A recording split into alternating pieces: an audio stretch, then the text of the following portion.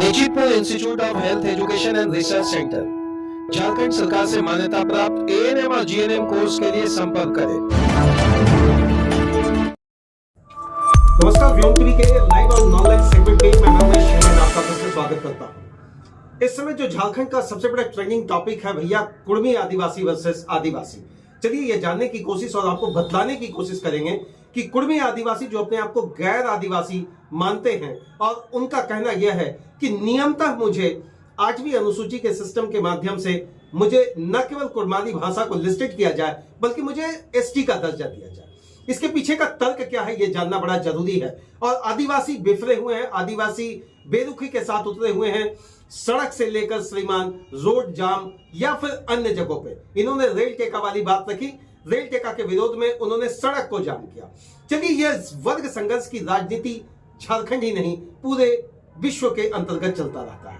आप यूं समझ ले कि आखिर ओबीसी से ये एसटी में आना क्यों चाहते हैं। अगर ओबीसी का आप स्टेटमेंट को समझेंगे तो जहां 14% का आरक्षण है वहीं एसटी को 26% का आरक्षण है। तो श्रीमान जब 26% का आरक्षण होगा तो यहां बड़ा तकबा बेहतर कुछ कर पाएगा, राजनीति में बेहतर कर पाएंगे, नियुक्तियां इनकी बेहतर हो पाएगी, या यूं कहें कि दूसरे ऐसे क्षेत्र में ये और भी बेहतर कर पाएंगे जहां इनका अपॉर्चुनिटी स्टेप बढ़ेगा। 14% के आरक्षण के साथ ओबीसी में लंबा फेयर लिस्ट बना हुआ है, बहुत लंबी जातियां हैं।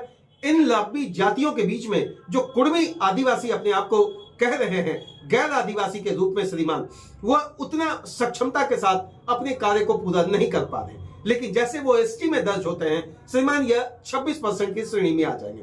हालांकि हो सकता है फिर राज्य सरकार को इसमें सोचना पड़ेगा क्या रिजर्वेशन पॉलिसी के अंतर्गत जब संख्या बढ़ेगी तो बढ़ाएगी। इसको आसान शब्दों में समझे, एक छोटा सा घर का कमरा है जिसमें 10 आदमी रह रहे हैं, लेकिन अगर उसमें 5 आदमी और आ जाए तो 15 आदमी हो जाए, लेकिन आने वाले व्यक्ति की जो संख्या है वो 5 नहीं है श्रीमान, अगर वो 15 है तो 10 पहले से थे और 15 आ गए तो 25 आदमी उस छोटे से कमरे या उस रिजर्वेशन वाले कमरे में रहेंगे तो विवाद अब उत्पन्न होगा। विवाद केवल आरक्षण या संरक्षण का बात नहीं है। अब आप समझ जाए कि अगर कुर्मी आदिवासी एसटी के दर्जे पर आ जाते हैं तो उनकी जमीनें भी आदिवासी की श्रेणी में आ जाएगी और उनके साथ भी वो सीएनटी और एसपीटी का स्टेटमेंट आकर लागू होता है। ऐसे में उनका न केवल सामरिक विकास होगा बल्कि सामाजिक तौर पर भी जो संरक्षण उनको प्राप्त होना चाहिए था, राजनीतिक स्तर से लेकर संसदीय और सदन की चीजों में उन्हें एक बेहतर विकल्प मिल पाएगा। अगर वो आदिवासी की श्रेणी में आ जाते हैं और संवैधानिक आदिवासी उनको मान लिया जाता है तो श्रीमान एक बात और है कि उनकी संख्या बल ज्यादा है, जो डर हमेशा आदिवासियों को सता रहा है। अगर वो राजनीति में बेहतर करेंगे, चाहे वो मुखिया हो, सरपंच हो, विधायक हो, सांसद हो, हालांकि लोकसभा चुनाव के अंतर्गत बहुत चंद सीटें हैं जहां पर कुर्मी फैक्टर हावी है।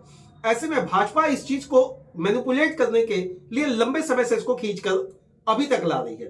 2000 से 2019 तक का अगर आप आंकड़ा देख लेंगे तो श्रीमान भाजपा की यहां सरकार रही। आखिर भाजपा ने अभी तक इस पाले को अपने पाले में खेलने के बावजूद गुगली जैसा अभी तक वेट एंड वॉच करके रखा है। गुगली कहने का मतलब यही है श्रीमान कि आपको लगेगा कि हम आउट नहीं होंगे लेकिन आप आउट हो जाएंगे। यूं बात समझ लें कि भाजपा की इतनी लंबी राजनीति होने के बावजूद झारखंड में अगर कुर्मी जैसे समुदाय को एसटी में दर्जा नहीं किया गया तो इसके पीछे का मंशा क्या रहा है। इसके पीछे का मंशा यह है कि इतना लंबा लिस्ट जो आदिवासियों का है उस वोट बैंक को वो खोना नहीं चाहती है। 28 रिजर्व सीटों में लंबे समय तक अगर जो आंकड़े निकाल कर देखेंगे तो भाजपा के ही बड़े दिग्गज नेता यहां पर सुमार रहे हैं। पदासीन होने के बावजूद भी यहां के मुख्यमंत्री 19 वर्षों के अंतर्गत एसटी में शामिल करने के लिए जो मुख्यता प्रमुखता के साथ दस्तावेजों को सबमिट करना चाहिए था श्रीमान शायद वो नहीं हो पाया। अब आपको समझना पड़ेगा कि आदिवासी बिफर गए तो उनसे इनका क्या नुकसान होगा। इससे इनका नुकसान तो नहीं होगा लेकिन केंद्र में बैठी हुई जो भी सरकार होगी उसका नुकसान होगा। जवाहरलाल नेहरू वर्सेस मुंडा जी की बात आप कहें तो उस समय बड़ा विवाद गहराया था, लेकिन उस समय भी ठंडे बस्ते में यह बात रख दी गई। काका कालेलकर साहब के रिपोर्ट के मुताबिक भी यह बात स्पष्ट कहा गया कि श्रीमान कुर्मी आदिवासी की श्रेणी में नहीं है। उनका रहन सहन, बोलचाल और सिस्टम क्षत्रिय से मिलता जुलता है। श्रीमान यह बात और है कि किसमें क्या मिलता जुलता है, लेकिन राजनीति के संख्या बल को जब आप मानकर चले, एक बात यह होता है कि राज्यपाल अपने अनुशंसात्मक तरीके से अगर राष्ट्रपति को सुपरवाइज करके रिपोर्ट सबमिट करते हैं तो यहां पर हो सकता है 342 के अंतर्गत वह अपने विशेष शक्ति का प्रयोग कर किसी भी जाति को एसटी में सूची में दर्ज कर सकते हैं। वहीं दूसरी और जो सबसे बड़ा मामला है सदन के अंतर्गत, सदन किसी को लिस्टेड कर सकता है, किसी को डिलिस्टेड भी कर सकता है। ये सारी प्रक्रियाएं कहीं ना कहीं कुर्मी आदिवासी के लिए एक ऊहा-पुहा की स्थिति बनाकर रखता है। आदिवासी के साथ उनका विफलना, आदिवासी उनके लिए अगेंस्ट खड़ा होकर सड़क पर विरोध करना, वो सीधा स्टेटमेंट मैंने कह दिया, छोटे से कमरे में 10 लोग थे, अब उस कमरे में 15 लोग आ रहे हैं, तो 25 लोग आने से उस कमरे में ऊहा-पुहा की स्थिति होगी और राजनीतिक विकल्प तलाशने में आदिवासी पिछड़े हो जाएंगे। अगर सामरिक स्थिति पर बात करें, आर्थिक स्थिति पर बात करें, सामाजिक महत्वाकांक्षा की बात करें, तो कुर्मी कहीं ना कहीं आदिवासी से बहुत आगे है और ऐसे कंडीशन में उनको यह डर सता रहा, इनके आने से वही जो बात कही जाती है पुराने विकल्पों के माध्यम से कि बड़ी मछली छोटी मछली को खा जाता है। श्रीमान, यह राजनीति है, खेल कुर्सी का चलता रहेगा, लेकिन विशेष प्रश्नकाल यही आकर टिकता है कि आखिर कोई भी सरकार इस पर मुखर क्यों नहीं। इस पर कोई भी सरकार मुखरता के साथ इसलिए नहीं ले रही है क्योंकि ना तो वह चित्त की ओर जाना चाहती, ना तो पट की ओर जाना चाहती। चित्त और पट के अंतर्गत वो आदिवासियों का बड़ा वोट बैंक वो इसलिए नहीं खोना चाहती है क्योंकि सरकार बनाने में एक बहुत बड़ा विकल्प तलाशने में आसान होता है। अब यहां नए चेहरे के रूप में उभरे जयराम महतो इस बार मुखरता से न केवल रेल टेक आंदोलन में अपनी भूमिका निभाए, बल्कि मजबूरी ऐसी हुई कि बहुत सारे नेता, चाहे वो मांडू के विधायक हों या यूं कहे कि सांसद चंद्र प्रकाश चौधरी, सभी मुखरता से इस बार आगे बढ़े और सुदेश महतो जी को भी रेल टेक आंदोलन में न केवल भरपूर समर्थन उन्होंने दिया, बल्कि उन्होंने इस आगाज को बुलंदी के साथ उठाया।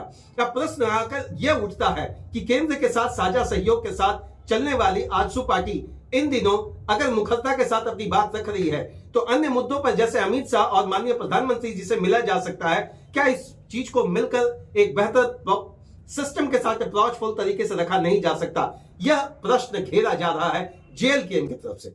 जेल केम के समर्थकों का एकमात्र नारा उठता है, जयराम महतो जिंदाबाद। अब यहाँ कुर्मी जिंदाबाद वाला जब से फैक्टर आया है, आदिवासी विफल गए हैं। हालांकि कुछ जगहों पर उनके पक्ष में कुछ आदिवासी हैं, लेकिन लगातार यह गिनती लगातार गिर रही है और गिरने से एक बात स्पष्ट हो गया कि श्रीमान कुर्मी आंदोलन अब इस बार आदिवासियों के लिए एक बहुत बड़ा विकल्प बन गया। आने वाले समय में जानते हैं क्या कुछ होगा। तब तक के लिए आप सभी को झारखंडी जो आप स्वस्थ रहें, मस्त रहें और आप धनवान बने। जय हिंद।